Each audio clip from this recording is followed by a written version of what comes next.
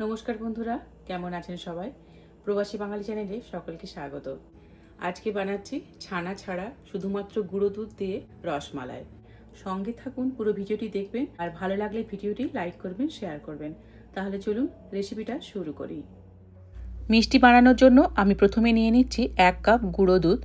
এই মেজারিং কাপটা হচ্ছে হাফ কাপের, তার জন্য আরও হাফ কাপ আমি নিয়ে নিচ্ছি। আর এই গুঁড়ো দুধটা হচ্ছে ফুল ফ্যাট গুঁড়ো দুধ। এবার এর মধ্যে দিয়ে দিচ্ছি হাফ টেবিল চামচের থেকেও একটু কম পরিমাণে এলাচের গুঁড়ো। এখন দিয়ে দিচ্ছি 1 চা চামচের মতো বেকিং পাউডার। মনে রাখবেন বেকিং পাউডার, কিন্তু বেকিং সোডা নয়। এখন দিচ্ছি হাফ টেবিল চামচ ঘি। ঘিটা যেহেতু জমে গেছে তাই হাফ চামচ, যদি গলে যায় তাহলে 1 টেবিল চামচ দেবেন। এবার এই সব কিছু খুব ভালো করে আমি মাখিয়ে নেব। হাতে একটু সময় নিয়ে খুব ভালো করে এই ঘিটা গুঁড়ো দুধের মধ্যে ভালো করে মাখিয়ে নিতে হবে। যেমন আমরা পরোটা করার সময় বা লুচি করার সময় ময়ানটা যেভাবে মাখি আটার সাথে বা ময়দার সাথে, ঠিক সেইভাবে এখন এই ঘিটাকে পুরো গুঁড়ো দুধের মধ্যে ভালো করে মাখিয়ে নিতে হবে। এবার এর মধ্যে দিয়ে দেব একটা ডিম। এবার ডিমটাকে খুব ভালো করে আমি ফেটিয়ে নেব। আর ডিমটা অবশ্যই কিন্তু রুম টেম্পারেচারে রাখবেন। যদি ফ্রিজে থাকে আধ ঘন্টা আগে বের করে নেবেন। এখন ডিমটাকে এই গুঁড়ো দুধের মধ্যে আমি দিয়ে দিচ্ছি। এবার এই ডিম দিয়ে আমি গুঁড়ো দুধটা সুন্দর করে মেখে নেব। আর আপনাদের এখানে মনে হতেই পারে যে কাঁচা ডিম দেওয়া হলো নিশ্চয়ই আঁশটে গন্ধ বেরোবে, কিন্তু একদমই তা নয়। যেহেতু এখানে এলাচ রয়েছে, তার সাথে ঘি দেওয়া হয়েছে আর গুঁড়ো দুধ দিয়ে বানানো হচ্ছে, তো একদমই কিন্তু কোনো গন্ধ বেরোয় না। এখানে আপনাদের যদি মনে হয় যে মাখানোটা শক্ত হয়ে যাচ্ছে, আপনারা আরেকটা ডিম ভেঙে দিতে পারেন, তবে পুরো ডিমটা দেবেন না, যতটুকু লাগবে ততটুকুই ইউজ করবেন। সুন্দর করে মাখানো হয়ে গেছে।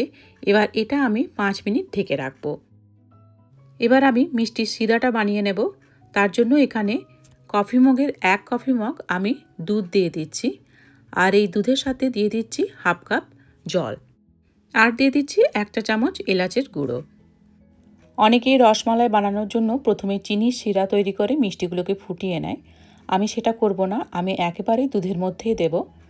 দুধটাতে ভালো করে জাল উঠে গেলে আমি এর মধ্যে চিনিটা দিয়ে দেব। দুধটা ফুটে উঠেছে, এবার এর মধ্যে দিয়ে দিচ্ছি হাফ কাপ চিনি। দুধ ফুটে উঠলেই চিনিটা দেবেন, তার আগে দেবেন না, তাহলে দুধটা কেটে যেতে পারে। আর চিনির পরিমাণটা আপনারা যেরকম পছন্দ করেন সেরকম অনুযায়ী কম বেশি দিতে পারেন।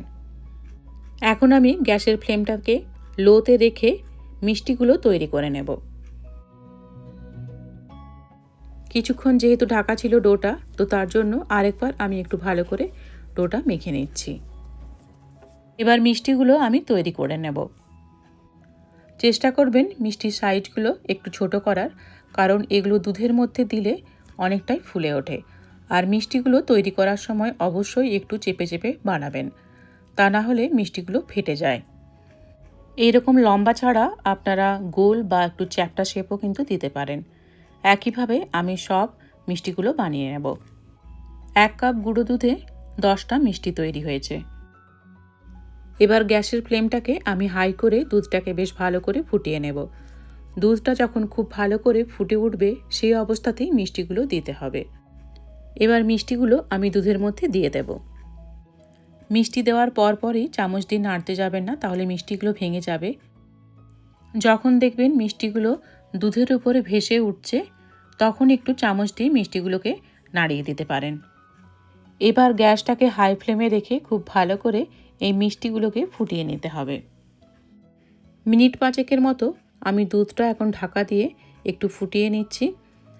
মাঝে মাঝে তবে ঢাকাটা একবার করে খুলে দেখতে হবে, না হলে দুধটা উথলে পড়তে পারে। এইভাবে ঢাকা দিয়ে মিষ্টিগুলোকে ফুটিয়ে নিলে মিষ্টিগুলো বেশ স্পঞ্জি আর সফট হয়। আপনাদেরকে একটু মিষ্টিগুলো দেখিয়ে দিচ্ছি, তাহলেই বুঝতে পারবেন যে কেন ছোট সাইজ বানাতে বলেছিলাম। প্রতিটা মিষ্টি ফুলে দেখুন কত বড় বড় হয়ে গেছে। তো এখন আমি মিষ্টিগুলোকে একটা পাত্রে তুলে নেব। মিষ্টিগুলো আমি তুলে নিচ্ছি, তার কারণ আমি দুধটাকে আরেকটু ঘন করব। আমি তার জন্য দুধের মধ্যে একটু পেস্তা বাদাম গ্রাইন্ড করে দিয়ে দেব। বাড়িতে পেস্তা না থাকলে শুধুমাত্র দুধটা ফুটিয়ে ঘন করে নিতে পারেন। আমি এখানে কয়েকটা পেস্তা বাদাম এখন গুঁড়ো করে নেব। পেস্তাটা গুঁড়ো করা হয়ে গেছে, এবার এটা আমি দুধের মধ্যে দিয়ে দিচ্ছি। আমি আবারও বলছি, পেস্তা না থাকলে আপনারা কাজু বাদামও ইউজ করতে পারেন, আর যদি দুটোর একটাও না থাকে আপনারা শুধু দুধটাকে ফুটিয়ে একটু ঘন করে নেবেন। দুধটা অনেকটাই ঘন হয়ে গেছে, এখন গ্যাস বন্ধ করে ঠান্ডা করে নিলে আর একটু ঘন হয়ে যাবে। মিষ্টিগুলো নিয়ে চলে এসেছি, এবার এর মধ্যে আমি এই মালাইটা দিয়ে দেব। মিষ্টিটা তৈরি করতে কোনো ছানা তৈরির ঝামেলা নেই, শুধুমাত্র 1 কাপ গুঁড়া দুধ আর একটা ডিমের সাহায্যে এতগুলো রসমালাই তৈরি হয়ে গেল।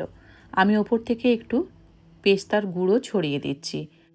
এই মিষ্টিগুলো যতটাই সফট হয় ততটাই কিন্তু স্পঞ্জি হয়। আমি একটা মিষ্টি একটু আপনাদেরকে কেটে দেখিয়ে দিচ্ছি, তাহলেই বুঝতে পারবেন যে মিষ্টিগুলো কীরকম হয়েছে। দেখতেই পাচ্ছেন বন্ধুরা, মিষ্টিটা কতটা সফট হয়েছে আর ভেতরটা দেখুন কতটা জালিদার হয়েছে। এখন সব মিষ্টিগুলোকে আমি একটা প্লেটে তুলে নিচ্ছি। বাড়িতে গেস্ট এলে যদি মিষ্টি দেওয়া হয় বুঝতেই পারবে না বাড়িতে বানানো মিষ্টি না দোকানের কেনা মিষ্টি। পুরো মালাইটা দেওয়া হয়নি, কিছুটা বাটিতে এখনও রয়েছে। যারা ভিডিও দেখছেন একবার হলেও এইভাবে বাড়িতে রসমালাই বানিয়ে দেখুন। আমি কথা দিচ্ছি বাড়ির সকলেরই খুব পছন্দ হবে এই রসমালাই। আজকের ভিডিও আপনাদের কেমন লাগলো কমেন্টে অবশ্যই জানাবেন, আর ভালো লাগলে ভিডিওটি লাইক করবেন, শেয়ার করবেন। দেখা হচ্ছে পরের ভিডিও নিয়ে।